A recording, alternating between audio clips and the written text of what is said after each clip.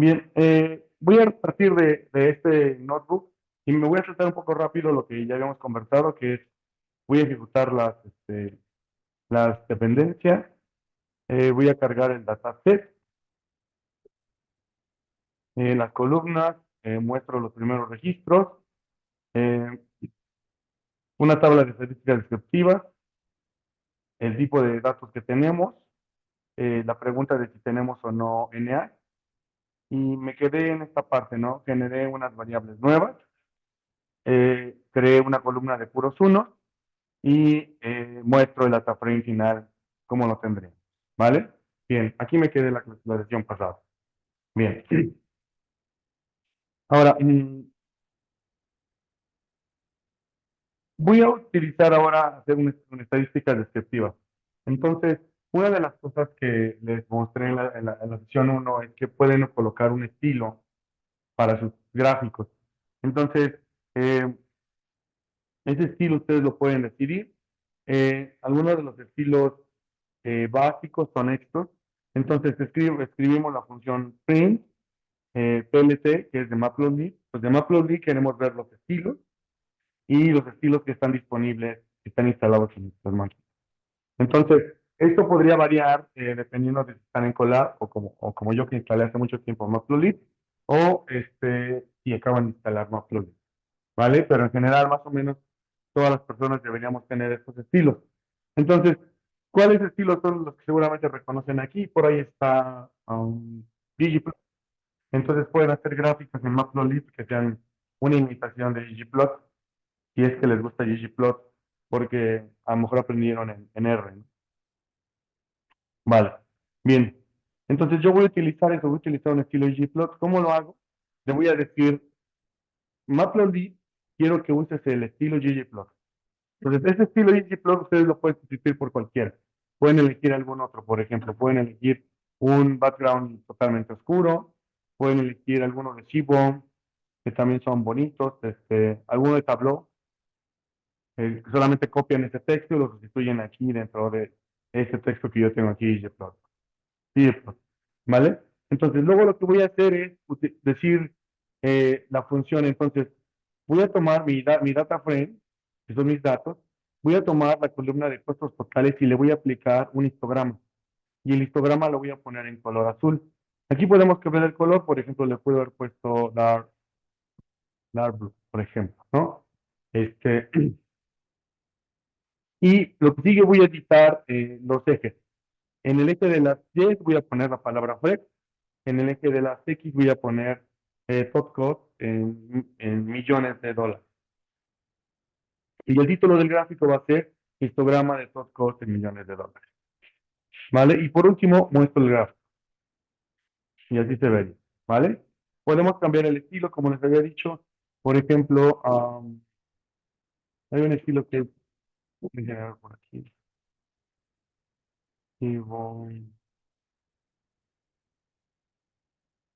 Creo que ese es el más básico de Steve, si no mal recuerdo. Ese es el más básico de Steve, ¿vale? Que se ve todo blanco.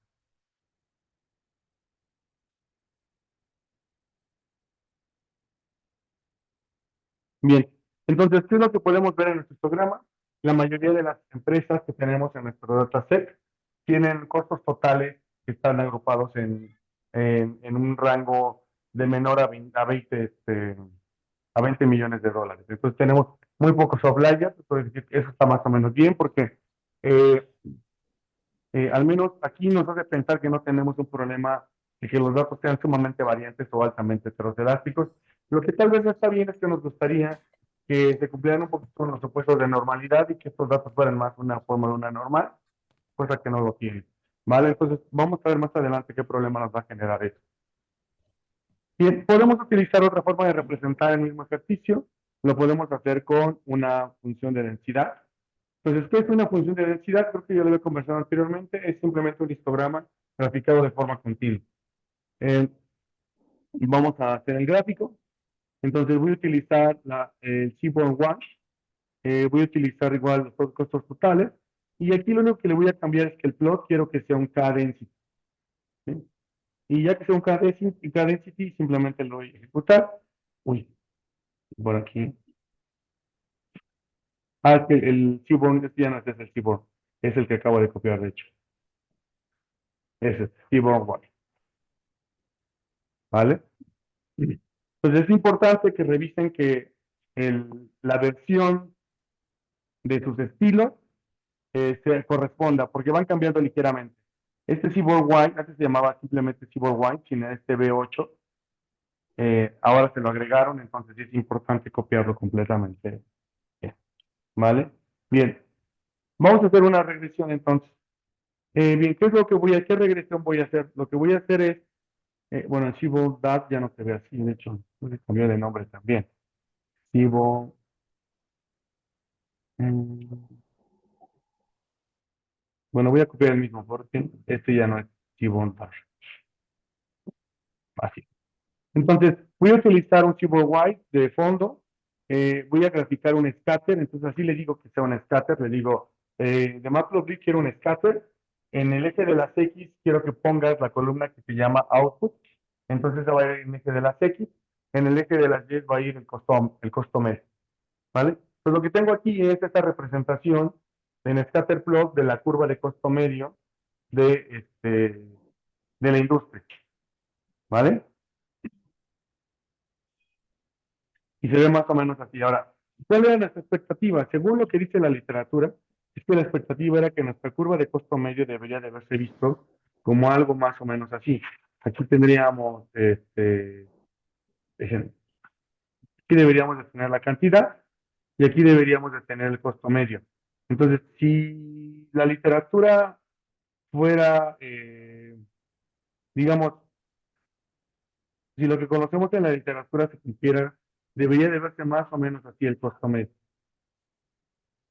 No se ve necesariamente así, lo que tenemos es una cosa más o menos así. Lo que tenemos ahorita graficado es que tenemos aquí la cantidad, aquí tenemos el costo medio, y lo que tenemos graficado es algo que se ve, si ustedes unen los puntos es más o menos así. ¿Esto qué significará?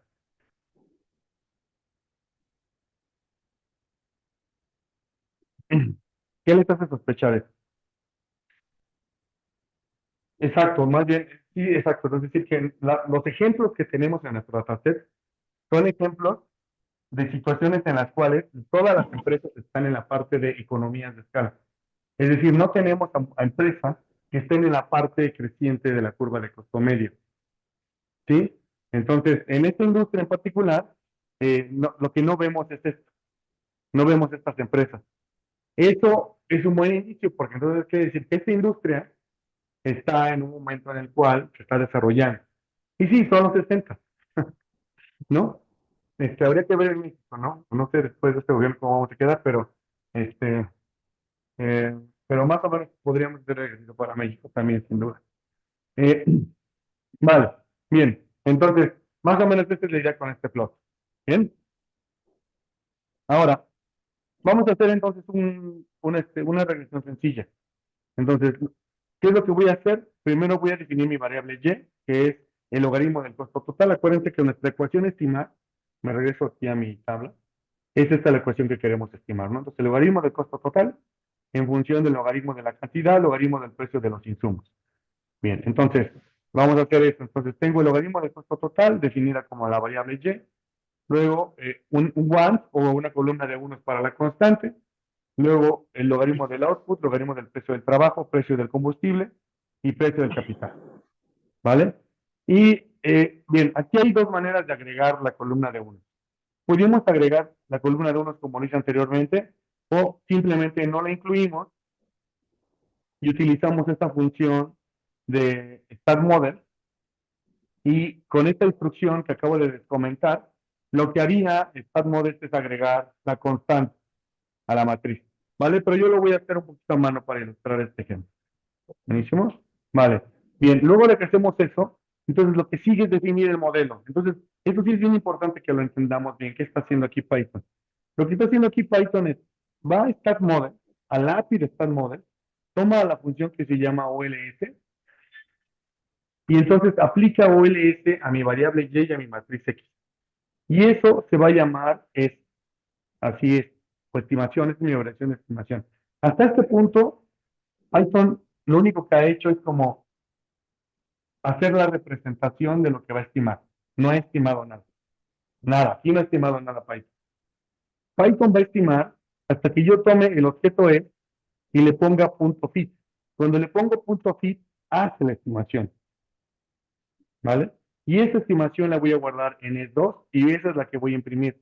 Y luego S2, le digo imprime el summary o el resumen de la estimación. Y le digo control enter y se muestra aquí la estimación. Entonces, ¿qué es lo que tengo aquí? Tengo una R cuadrada bastante alta. Y tengo un F estadístico de 437. Ah, este es estadístico de qué, ¿se acuerdan de qué? Lo vimos la sesión pasada, creo. ¿Ese F de a qué corresponde? ¿A qué prueba estadística corresponde? ¿Perdón? Sí, exacto, la prueba global, ¿no? Que es una matriz con J restricciones. ¿Cuántas restricciones tendría aquí? ¿Qué es lo que estaría yo probando? ¿Qué es lo que está probando esa? Ajá, pero que todos los coeficientes de qué cosa? De estas variables que son significativos, ¿no? Pero de todos, incluido la constante,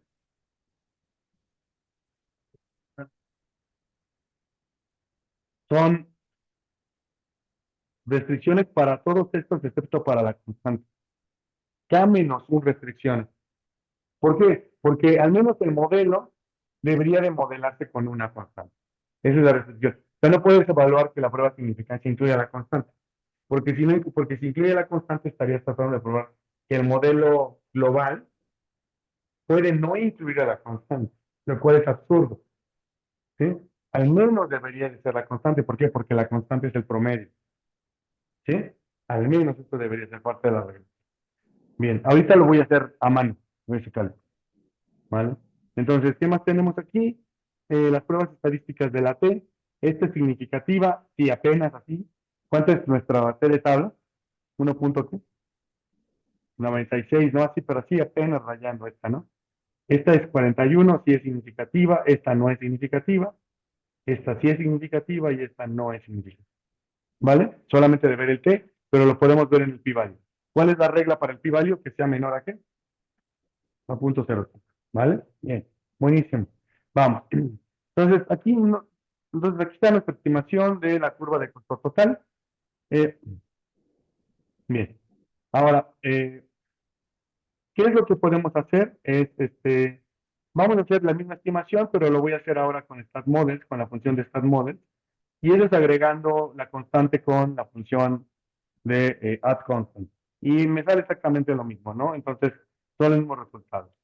Este de aquí y el de arriba es exactamente el mismo, solamente es uno utilizando agregar la constante a mano y otro agregándola con StatModels. Con lo que ustedes se sientan más, con lo que se acostumbren más para eso está bien. Bien, entonces, esta es nuestra estimación final. Esa es la manera en que la veríamos. Y bien, ahora, eh, ¿cómo obtenemos nuestros coeficientes? Si queremos extraer los coeficientes, tomemos el objeto que se llama E, que es donde guardamos la estimación, y les decimos punto param. Con punto param vamos a extraer los parámetros. ¿Vale? Entonces, estos son los coeficientes. Entonces, estos son los coeficientes 3.52, 0.72, hasta menos 0.21, ¿vale? Son coeficientes. Estos coeficientes asociados a los, a los insumos, ¿cómo se le llamaría eso? ¿Son qué cosas son? Son elasticidades, ¿no? Son, en nuestra función de producción original, si se acuerdan, esos coeficientes están asociados a la forma Cobb-Douglas, ¿sí? Nosotros, después de haber derivado digamos, el modelo, lo que llegamos es que estos coeficientes son esto, ¿no? Son básicamente el coeficiente del factor 1 en la función Cobb-Douglas dividido entre el valor de las economías de escala. Alfa 2 y alfa 3. Entonces, lo único que nos falta aquí es probar esta hipótesis. Si esta hipótesis es válida, es lo único que nos faltaría, ¿vale? Bien, entonces vamos a Python. Vamos a trabajar un poquito a mano cada una de las hipótesis que conocemos. Entonces, vamos a pasar primero por las hipótesis las más sencillas, que son las de probar individualmente que cada una de las beta K sea igual a cero o alternativamente sea distinta de cero. ¿Cómo lo haríamos? Sería hacer esta formulación. ¿Vale? Entonces, si lo hiciéramos a mano, lo tendríamos que hacer así. Entonces, lo primero que voy a hacer es, tomo los p-values y aquí están, ¿no? Cada uno de los p-values son tomar el coeficiente, por ejemplo, tomar este coeficiente, restarle cero y dividirlo entre la desviación estándar. Y eso me daría este, ¿vale? Bien. No sé si hasta este punto tengan alguna duda, comentario. No, no. Buenísimo. Vale, ahora sí, pelémonos a mano con la prueba global. Entonces, la prueba global es esto. Esta es la prueba global, esta es la hipótesis. La hipótesis de que beta 1, beta 2 hasta beta K es igual a cero. Pero hay que tener cuidado. Pues la prueba global tenemos que enunciarla en función de lo que queramos probar. En este caso, lo que queremos probar es si todas las variables que estamos utilizando como explicativas son válidas para el modelo. Por eso le llamamos prueba de validez del modelo. Aquí es a la única que no podríamos incluir aquí, como les dije, es a la constante. Porque al menos el modelo debería ser posible ser explicado por la constante. ¿Quién representa la constante en el caso más sencillo? El promedio. ¿Sí? La constante es el promedio, de forma general. Entonces, en mi prueba F, mi matriz de restricciones se va a formar de esta manera. Si lo recordamos, dijimos que cada uno de los renglones de la matriz de restricciones, la matriz R, va a representar lo que queremos probar. Entonces, por ejemplo, si la primera fila son puros ceros, quiere decir que no estoy poniendo ninguna restricción sobre el primer coeficiente. Si la segunda fila solo tiene unos en la segunda posición, quiere decir que estoy poniendo una restricción sobre el coeficiente asociado a esta posición. Y así sucesivamente hasta el último. Todos estos los voy a probar respecto de que sean igual a cero. Esta es mi prueba global. Es una F. ¿Cuántas restricciones voy a tener aquí? ¿Cuántas J voy a tener aquí? K menos 1. ¿Cuántas K tengo? Tengo 3, 4, déjenme ver.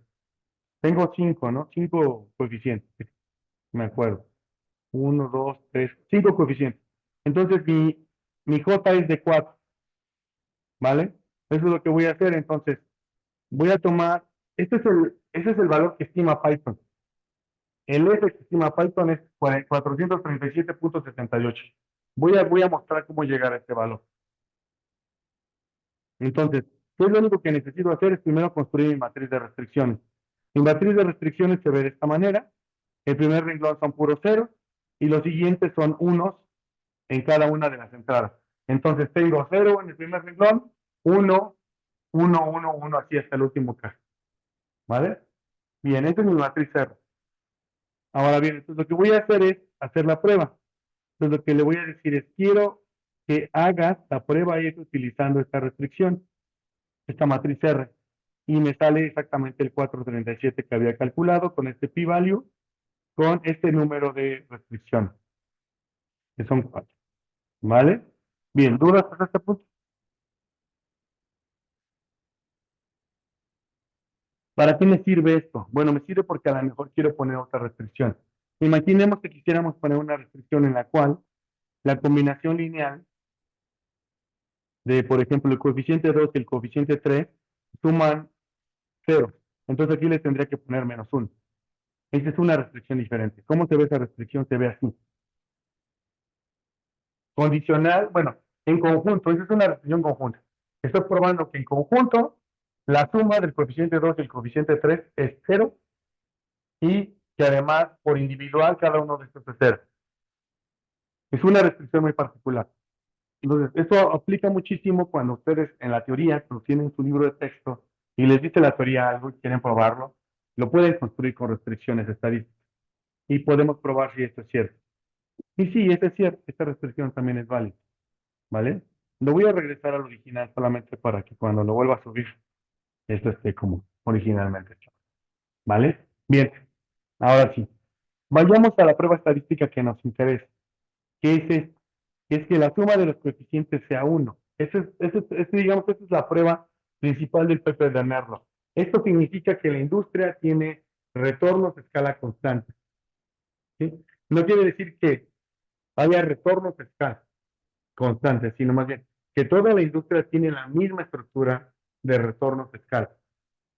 Entonces, eso es lo que quiere probar, lo que quiso probar en su paper. Entonces, vamos a formar nuestra matriz de restricciones. Nuestra matriz de restricciones ahora solo sería un renglón, sería este, ¿sí? Y mi restricción sería que sumen 1, ¿vale? ¿Hasta aquí alguna duda? Vale. Bien, entonces, lo voy a hacer entonces. Primero voy a mostrar otra forma de calcular los mínimos cuadrados ordinarios. Solamente porque esta es la forma más sencilla de hacer la prueba de hipótesis. ¿Qué otra forma hay? Bueno, podemos cargar una fórmula, les digo fórmula igual a esta cosa. Esto es muy parecido a lo que hacen en R. Si ustedes recuerdan su curso de R, tal vez, esto es muy parecido a lo que harían en R. Harían esto.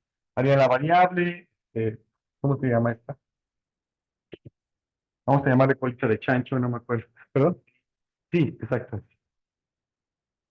Más el constante más este, el logaritmo del producto y más estas variables, ¿vale? Esta es la ecuación que quiero estimar. Luego voy a utilizar una función OLS que cargué previamente, que le voy a aplicar la fórmula con los datos y que ajuste. Esa es una sintaxis muy, muy parecida a esta. Sí, es como, esta la dejo por si están muy casados con R y se necesitan más cómodas con esta forma de escribir, pues también es válido, ¿vale? Luego, entonces, y voy a probar esta hipótesis, y esta es la hipótesis que voy a probar. Entonces, hasta este punto simplemente he estimado y he enunciado la hipótesis. Y la hipótesis es que estos tres coeficientes suman 1. Luego de eso, simplemente voy a tomar los resultados, voy a hacer una prueba T de la hipótesis y voy a imprimir la hipótesis. Y aquí se ve. Este es el coeficiente. ¿Cómo calculamos este coeficiente a mano? ¿Cómo lo harían a mano? Simplemente este, toman los coeficientes, es decir, se van aquí, toman este coeficiente, se lo suman a este coeficiente y le suman este coeficiente. Entonces hagamos aquí las cuentas rápidas. Tenemos 43 más 42, son 87, menos 21, son 66 más o menos, ¿no? Y ese es el valor que tengo más o menos aquí. Si sumara los coeficientes, esto les daría, ¿vale? Ese es este coeficiente. El error estándar de esta combinación lineal es este valor y el p-value es este. Y el p-value es este. Entonces, conclusión, ¿aceptamos o rechazamos la hipótesis de Nervo?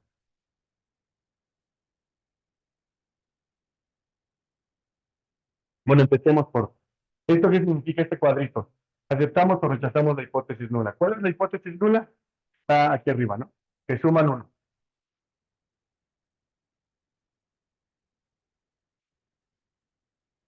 ¿Cuánto es el p-value? Estamos en la zona de aceptación o de rechazo.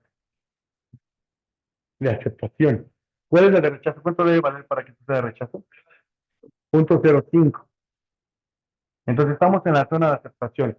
Solamente para que lo recuerden. ¿Cómo se ve una distribución T? Vayamos a pizarra. Cuando tenga dudas de eso, agarren su cuaderno y dibujan la T.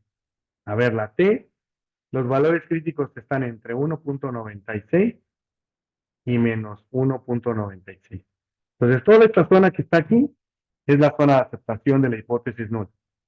Y toda la zona que está, voy a poner en rojito, esta región y esta región es la zona de la hipótesis alternativa. ¿Sí? Entonces me salió, ¿cuánto me salió? Vayamos a mi pizarra. Me salió menos, la T me salió menos 0.75. ¿Eso dónde está?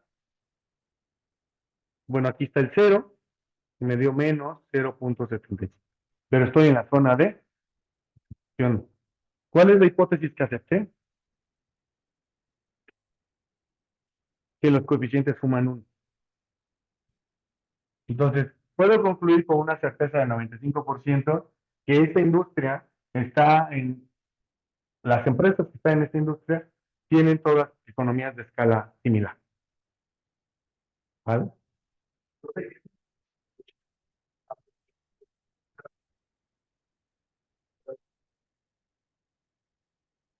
¿A cuál te refieres? No, no, no. Ah, este es el intervalo de confianza. Sí, entonces quiere decir que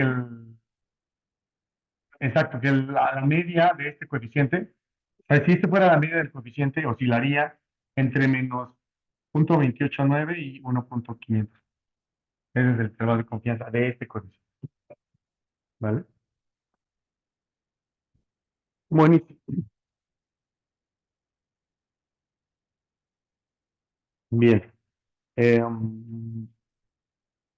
¿Dudas con este planteamiento? Vale. Alternativamente, podríamos hacer esta con una prueba F. Y una prueba F con cuántas restricciones, una restricción. ¿Por qué? Porque ¿cuántos renglones tiene mi matriz R? Un renglón. Entonces también podría ir por el camino de la F y tendría que probar esto. Eso lo puedo hacer también, lo voy a hacer aquí abajo. Entonces aquí está, si aplico una F, se ve con, este es el coeficiente, este es el estadístico F, pero la conclusión es la misma. Estoy en la zona de aceptación de la hipótesis, ¿vale? Cualquiera de los dos caminos que sigan para probar la hipótesis de Nernst es válida. Nernst lo hace con esto, con la T, en su paper, si no mal recuerdo. Y un paper que vamos a leer para la tarea que es el de Christensen, lo hace también con la T, creo. Casi estoy seguro. ¿Vale? Bien. Eh, Podríamos probar otra hipótesis. Esta es una hipótesis que de hecho no tengo mucho contexto para contar de esta hora, pero cuando leamos el paper de Christensen vamos a tener más contexto. Pero esa es una hipótesis alternativa también que podríamos probar. Es decir, que hay economías de escala, pero que el efecto de la cantidad de producción sobre el costo total sea cero. ¿Eso qué significaría? Significaría que la industria, la cantidad que produce, no afecta el costo total. ¿Esto más o menos qué significaría en términos económicos? Es decir, ¿qué significa para una empresa que no importa el nivel de producción, su costo total no se vería, no habría cambios en su costo total? ¿Qué significa? ¿En qué industria estamos hablando? ¿Qué clases de industria no importa el nivel de producción porque eso es lo que estaría diciendo esta parte de esta restricción, que no importa el nivel de la producción, su costo no se vería modificado. Eso es más o menos lo que diría. ¿Qué clase de industria sería esa? Las industrias de costos hundidos, ¿como quién? El transporte, los aeropuertos, tal vez, el ferro, el metro, porque el metro tiene el mismo costo, o sea, el metro tiene el mismo costo, así transporte un pasajero, o transporte 10 millones. ¿Por qué? Porque son instalaciones, son electricidad. ¿Qué es lo que cambia tal vez el costo variable? ¿No? Porque el costo variable es poco representativo respecto al costo total, pues es irrelevante. Eso le pasa a esta industria. Lo que pasa es que las industrias generadoras de electricidad tienen que cumplir con una condición que se llama disponibilidad. Entonces, a pesar de que no estén produciendo electricidad, tienen que estar como en un estado como de listas para despachar. Entonces, en realidad están funcionando. Entonces, una de las quejas, por ejemplo, no sé si ustedes han seguido un poco las notas, y si no lo hacen, por favor, háganlo. Es muy interesante seguir las notas de electricidad en México. Una de las quejas de los industriales es que eh, no pueden apagar las generadoras de la noche a la mañana, porque si al siguiente día les piden que inicien a operar, implican más costos. Entonces tienen que regresar a un estado como de stand-by, como de en espera, para poder despachar al siguiente día si fuera necesario. Es una cosa que a la 4T le cuesta poco entender, pero es eso, ¿sí? Es un modelo industrial, ¿vale? Entonces, podemos probar esta prueba de hipótesis y, en efecto, esta hipótesis, según esto, eh, no sería cierto. ¿Interesante? Vale, buenísimo. ¿Por qué? Porque estamos en la zona de rechazo, ¿no? Esto es muchísimo, muy chiquito menor a 0,0. Vale, bien, ¿más dudas con esto? Buenísimo. Ah, entonces, ahora, esta regresión tiene heteroscedaticidad. Ese es mi planteamiento y ahora les voy a mostrar por qué. Entonces, si tiene heteroscedaticidad, necesito cambiar la forma de la varianza. La varianza yo no la voy a calcular como la había hecho anteriormente. Si ustedes recuerdan, como había calculado la varianza anteriormente, me voy a regresar aquí a mi pizarra. Cuando les mostré el teorema final, en el que les dije que beta estimado se distribuye como una normal con media en beta, y les dije la varianza va a ser sigma cuadrado de x' por x a la menos uno. Entre otras cosas, haber hecho este planteamiento, lo que estoy diciendo implícitamente es que el modelo es homocedástico. ¿Sí? Para todas las personas es claro por qué estoy diciendo que es homocedástico, ¿no? Medio, ok. ¿Por qué es homocedástico? Porque la varianza, ¿quién es la varianza aquí? ¿Quién es lo único que varía? Esto de acá no va a variar. ¿Por qué? Porque son los datos. No, eso no cambia. ¿Qué es lo único que podría variar?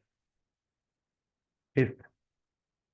Y cuando la pongo como una constante, estoy diciendo que es la varianza para todos los posibles valores de beta, ¿no? Bien, esta varianza la heredé de dónde? La heredé del término de error. Les dije, el término de error tiene esta varianza. De ahí proviene, ¿vale? Entonces, si nuestro modelo es homocedástico, quiere decir que todo este término es constante. Eso es lo que estoy diciendo siempre.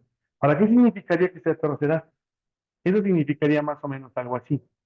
Es decir, el caso homocedástico es cuando la varianza del término de error se ve más o menos así.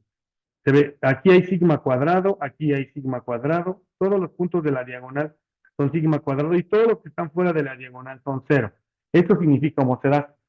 Que lo podríamos escribir así de una forma muy sencilla como sigma cuadrado multiplicado por una matriz de identidad de tamaño n. ¿Sí? Eso es. No importa quién sea el error, es decir, no importa si el error es asociado al individuo uno, individuo 2, individuo 3, individuo enésimo, para cualquiera de los individuos la variante es la misma. Eso significa ser homocedático. ¿Qué significa ser heterocedático? Significa que lo de arriba no se cumple. Y para eso hay un montón de escenarios. Pero imaginemos un escenario abismalmente complicado, en el cual la varianza del término de error se ve así. Se ve que la varianza para el individuo uno, pero aquí tengo la covarianza del individuo uno con el individuo 2, la covarianza del individuo uno con el individuo 3, y así hasta la covarianza del individuo uno con el individuo n. ¿Sí? Y aquí abajo, aquí que tendría la covarianza del individuo 2 con el individuo uno, y aquí tendría su varianza, la covarianza del individuo 2 con el individuo 3, y así la covarianza del individuo 2 con el individuo n. Y podría continuar hasta el último, la covarianza del individuo n con el individuo uno, la covarianza del individuo n con individuo 2, y hacia acá su varianza, la varianza individual de esta persona. Este escenario es posible, porque lo que yo estaría yo diciendo es que para cada uno de los individuos la varianza es distinta. Y además hay información que entre los individuos se puede compartir. ¿Eso cómo se llama? Correlación. En series de tiempo le decimos autocorrelación. ¿Sí? Pero es la información existe que comparten los individuos entre ellos. Este escenario, de hecho, es el más realista. Solo piensen en esto. Imagínense que estuvieran haciendo una estimación de la ecuación de salario de las personas que trabajan en la Ciudad de México. ¿Ustedes creen que una ecuación en la cual incluyan la edad como regresor, por ejemplo, otras variables, que ustedes se pueden imaginar, sería homocedástico? Yo creo que no. ¿Por qué? Porque en principio de cuentas no podríamos decir que los salarios de algún individuo no estén correlacionados con los salarios de otro. ¿Por qué pasa eso? Pues por las cosas sencillas, profesiones comunes, zonas donde vives comúnmente. zonas donde trabajas son salarios equivalentes, tal vez. O sea, las personas que trabajan en el sector bancario y que van a Santa Fe, por ejemplo, son salarios que más o menos se deben comportar parecidos, que seguramente no se parecen mucho a los salarios de la zona industrial de Azcapotzalco. Bueno, disminuida ya la zona industrial, pero zona industrial todavía de Azcapotzalco. O la zona de servicios de Reforma, ¿vale? Entonces, de hecho, este es el escenario más posible.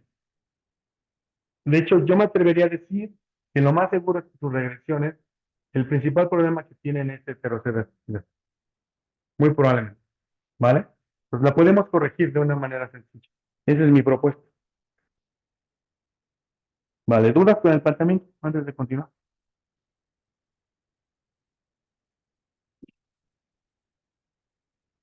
Dejen un segundito, no se me está acabando la batería de la computadora.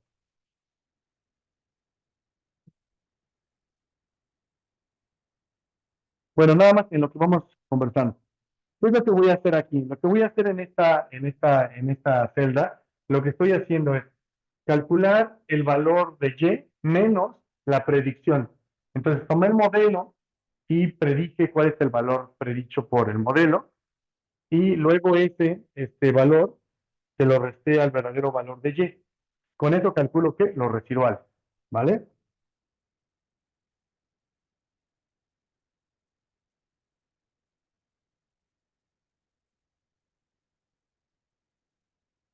Listo. Vale, entonces calculamos los residuales, se ven de esta manera. Vamos a hacer una gráfica de los residuales. Creo que aquí esto no va a funcionar tal vez porque sí, necesitamos tener el estilo correcto de Cibo. Ya no sé. Ah, no, vamos a utilizar ggplot. Aquí vamos a utilizar ggplot.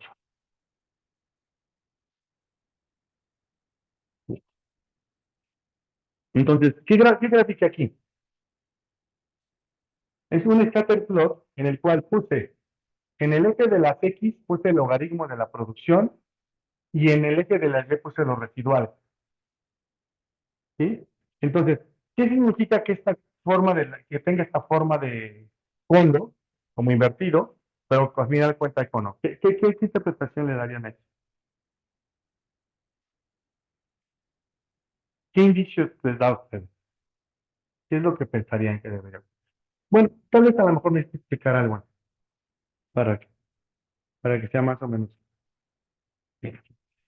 Ahora bien, la heterocedasticidad no es una, no es una condición de la variable dependiente. O sea, per se la heterocedasticidad no es algo que esté asociado con la variable dependiente.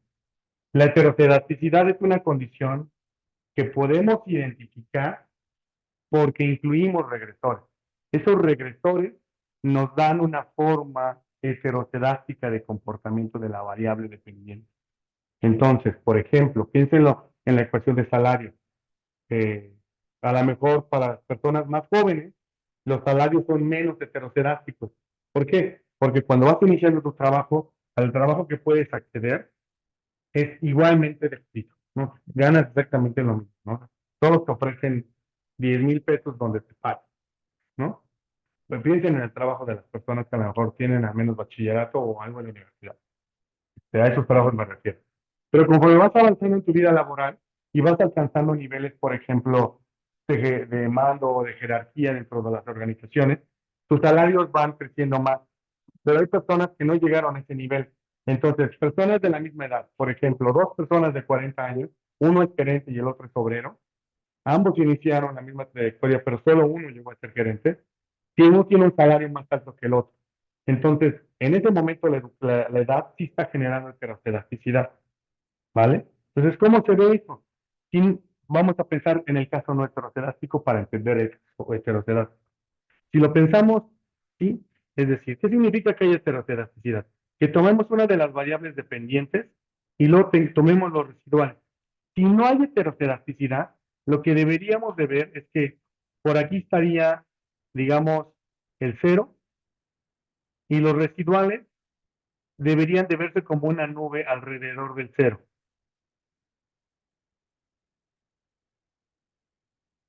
Esto debería significar que no hay heterocedasticidad, porque no importa el nivel que tenga X como variable dependiente, los residuales generados no cambian significativamente, ¿vale? Ahora bien, ¿cómo se vería un caso en el que sí hay heterocedasticidad? Una X y una E. Y aquí se ve el cero. Hay múltiples variantes, pero la más obvia, o la más, no la más obvia, sino la que comúnmente se utiliza en los libros de texto, es esta. Es que los datos empiezan a ser así.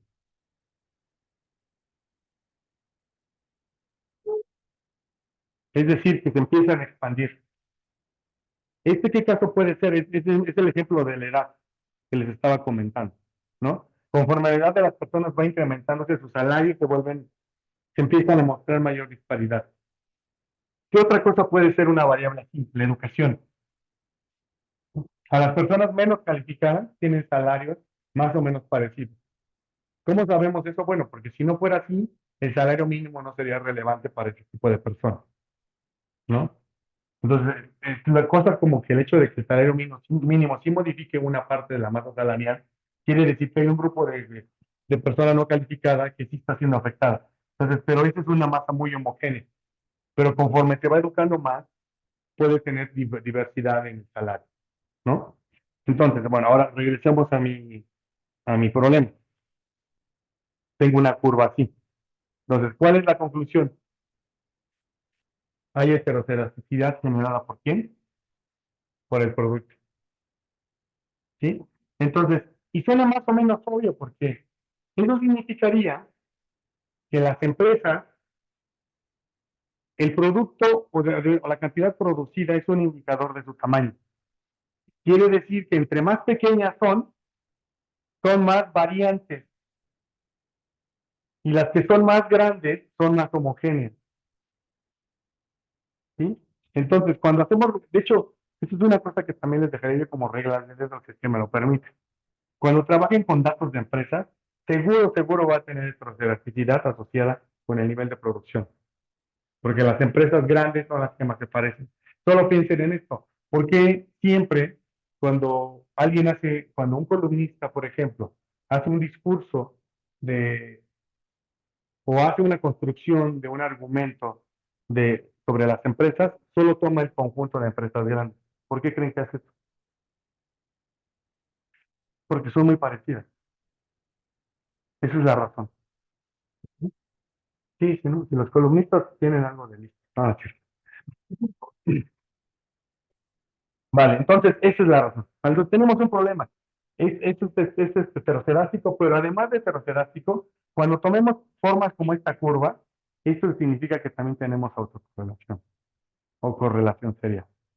¿Vale? Entonces tenemos dos problemas, no solo es heterocedástico, sino además tiene autocorrelación o correlación serial. Eso implica que estamos en el escenario de acá. Estamos en el peor escenario, en esta matriz. Si solo fuera un problema de heterocedasticidad, solamente nos preocuparíamos por modelar estos, los de la diagonal. Cuando tenemos autocorrelación, nos tenemos que preocupar por modelar los que están fuera de la diagonal. ¿Vale? Entonces la pregunta viene, pero ¿cómo le hago? Porque eso parece un verdadero reto, ¿no? Vayamos a Python, a tratar de estimar. Ahora, probemos otras variables también, ¿no? Para ver si otras variables pueden generar heterocedasticidad. Pues déjenme aquí, le voy a cambiar ggplot. Por aquí tenemos un error. Entonces, lo que tengo aquí es simplemente igual el precio del trabajo en el eje de las X y los residuales. Aquí parece que sí hay heterocedasticidad, pero no es tan clara, ¿no? Solamente hay aquí un pequeño cacho donde pareciera, pero si eliminara, por ejemplo, estos outliers que están aquí en la parte superior, parecería que es más o menos homogéneo, ¿no? Entonces aquí no me preocupa tanto que sea heterocedástico asociado por el precio del trabajo. Vamos a ver cómo se ve con el precio del combustible. ggplot. Pues el precio del combustible también tiene como esa forma, solamente una parte que podría ser. Y vamos a ver por último el precio del capital.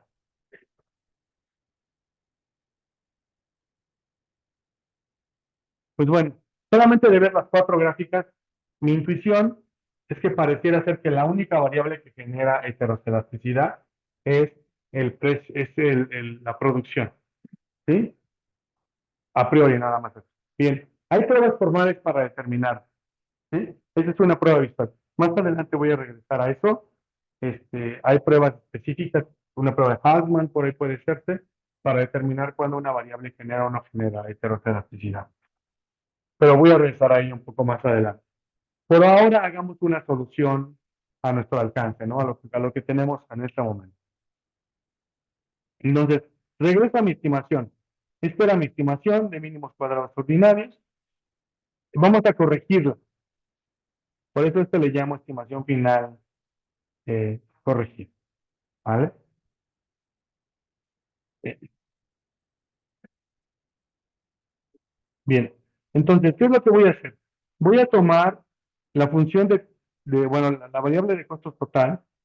Esa es digamos, la matriz X. Y lo que voy a hacer es aquí utilizar en feed una opción. Le voy a decir cost type H0. ¿Sí? Ahorita les digo quién es.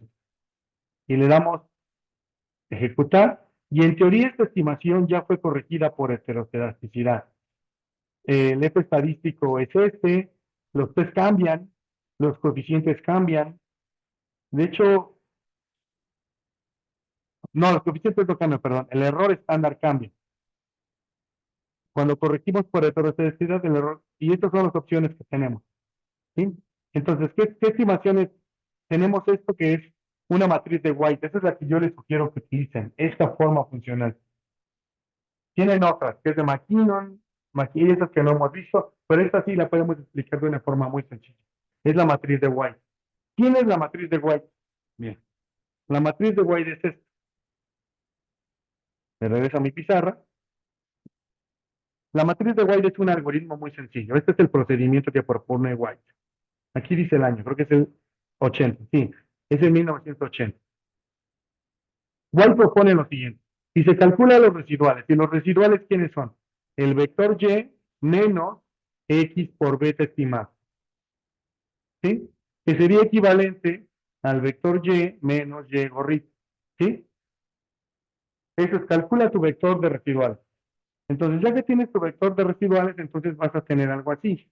Tu vector de residuales va a ser E1, E2, así, hasta En. Ahora, ese es el paso 1. Paso 2, calcula la siguiente matriz. La matriz que resulte de multiplicar E por E traspuesto. No E traspuesto por E, sino E por E traspuesto. Es ligeramente distinto.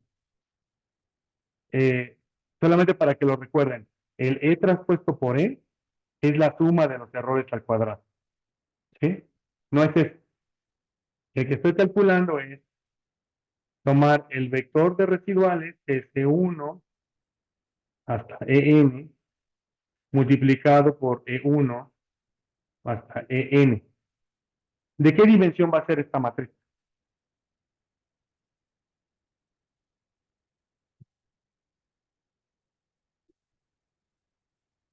No, este no es una escalar. Veamos, este es un vector de n por 1 y este es una matriz de 1 por n, de n por n. Es una matriz de n por n. Entonces, esta bonita matriz, nos va a dar una cosa así. Nos va a dar E1 al cuadrado, va a ser la primera entrada. La segunda entrada va a ser E1 por E2 y así hasta E1 por En. Y esta va a ser E2 por E1. Esta va a ser E2 al cuadrado. E2 por En. Y hacia abajo voy a tener En por E1, En por E2 y así hasta En al cuadrado. ¿Sí? Entonces, ¿quiénes son cada una de estas entradas? Son los productos cruzados de todos los errores. Entonces, ¿qué es lo que propone White? Dice White, bueno, ¿por qué no propone como estimador de la varianza el cuadrado del residual de cada individuo? Entonces, por ejemplo, es mi propuesta de estimador para la varianza del individuo 1. Esta es mi propuesta de varianza para el individuo 2. Y esta es mi propuesta de varianza para el individuo enésimo. Y los que están fuera de la diagonal son mi propuesta de covarianza o correlaciones o autocorrelaciones seriales. ¿Vale? Entonces a esta matriz se les denomina matriz W por White, por el nombre de White. Entonces, si utilizamos esta matriz como estimador de la matriz que tenemos aquí, que era nuestro verdadero, no, de esta matriz, ya se acabó. Tenemos la matriz necesaria para hacer la estimación. Entonces, utilizando esta matriz, esta que sería el paso 2 del algoritmo de White, entonces ahora estimemos el siguiente modelo, que se llama un mínimos cuadrados ponderados, que significa estimar lo siguiente: tomar beta y ¿cómo es beta? ¿Se acuerdan? ¿Cómo estimamos beta? Es x' por x, pero aquí vamos a incluir a w por x a la menos 1 por x' por w por y.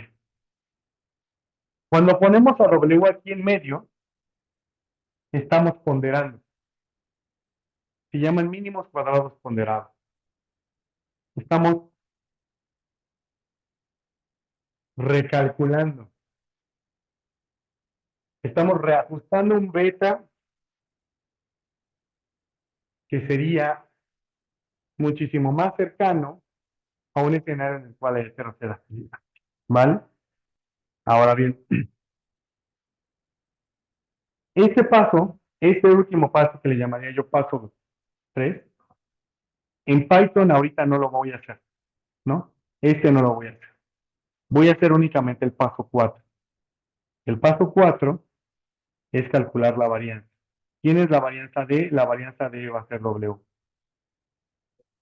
Y esa es la varianza que voy a ocupar para calcular la varianza de los estimadores.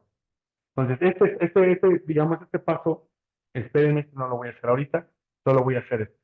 Esta opción, cuando hago esto, en Python, perdón, después cuando le pongo la opción H0. Eso es lo que le estoy diciendo. ¿Vale? ¿Dudas con este planteamiento? ¿Más o menos claro? ¿Me dicen? ¿No? Ok. Bien, ahora ya. Entonces, correctura a nuestro problema de heterogeneidad. Entonces, ahora sí, preocupémonos por nuestro problema, ¿no? Nuestro problema es estimar la función de costos medios. Entonces, eso implica hacer lo siguiente. ¿Cómo se ve la curva de costos medios? Entonces, voy a calcular el predict de la estimación, lo voy a guardar en Y y lo voy a guardar como parte del data frame. Entonces, aquí tengo el costo total estimado y el costo total medio estimado. Y voy a hacer una gráfica. Ah, sí, es que ya no es Shibor White. Voy a utilizar ggplot. Entonces, los puntos rojos son la curva de costo medio original que podría yo replicar con los datos. La curva azul son los costos medios estimados. ¿Sí? Entonces, la curva azul sería como mi curva de costo medio de la industria, promedio de la industria. ¿Sí? Por último,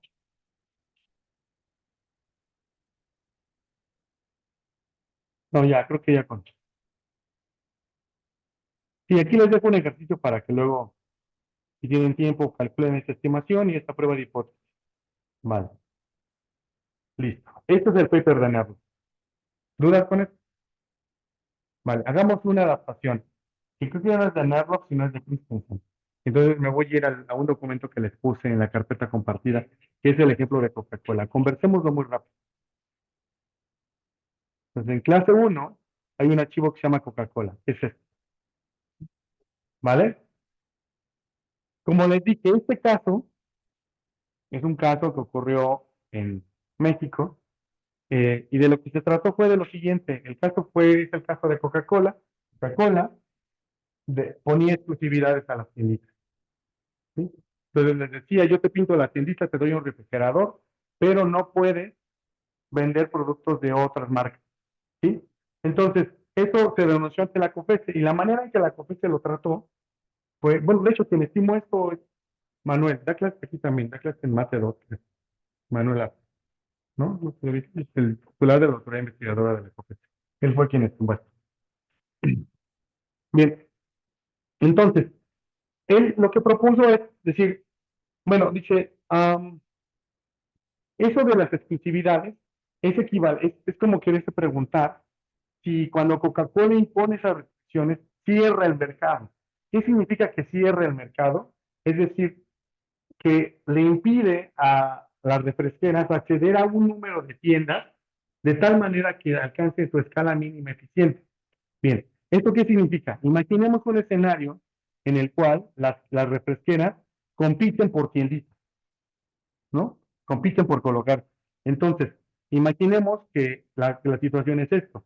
La cantidad son tienditas. ¿Cuántas tienditas puedo atender? Esa es la cantidad. Y el costo medio es el costo medio que les toma atender a cada una de las tienditas.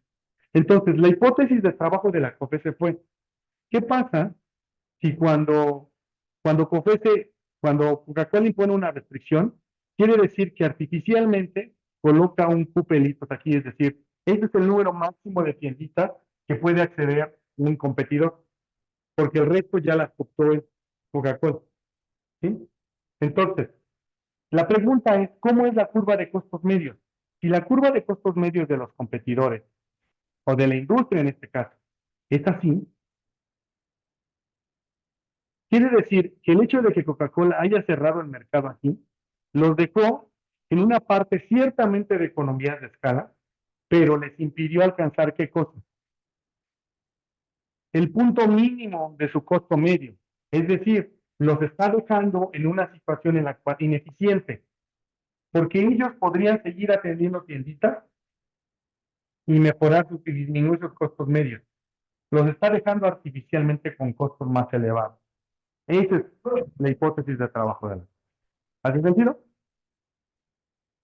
Vayamos entonces al documento. Entonces, eso es lo que está planteado en esta gráfica, más o menos. Entonces, lo que aquí hacen es algo como lo que hizo Nerlo. Estimaron una función de costo. Tenemos el costo, el logaritmo total del costo, el logaritmo total del costo al cuadrado. Cuando veamos el paper de Christensen va a tener más sentido. Y estas variables que están aquí no tenían variables de precios de los insumos, pero utilizaron dummy como efectos fijos para instrumentar los costos que no tenían. Y ya, listo. Esa es su función de costos, como la de Arnardo. Tal cual. Tal cual. Y lo único que hicieron fue calcular la escala mínima eficiente. ¿Y esa cómo se calcula? Se calcula resolviendo esta ecuación. Resuelves esta ecuación y llegas a esto.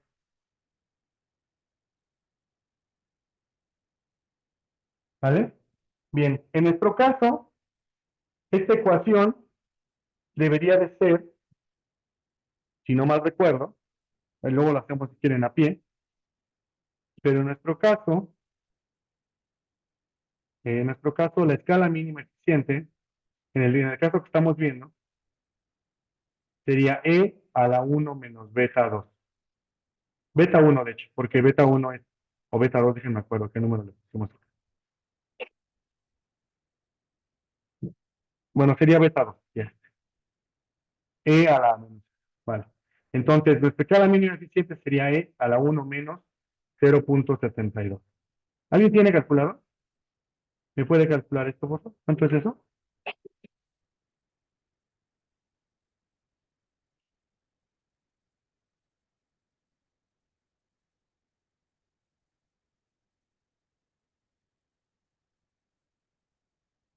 Al 1.30.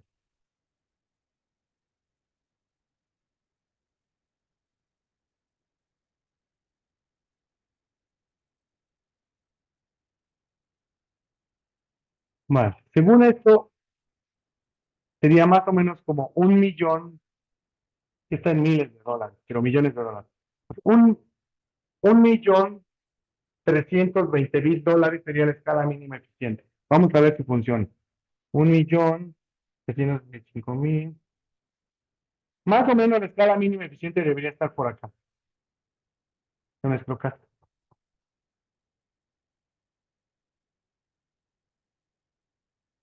Entonces, quiere decir que nosotros estamos en un escenario en el cual la industria toda tiene un montón de espacio para crecer. Eso es lo padre. ¿Vale? Pero me regreso a mi ejemplo de Coca-Cola, porque es el que está más formal, porque aquí no lo he calculado bien.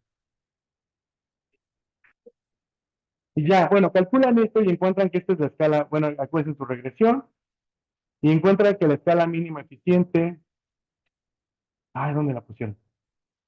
Aquí está, es esto.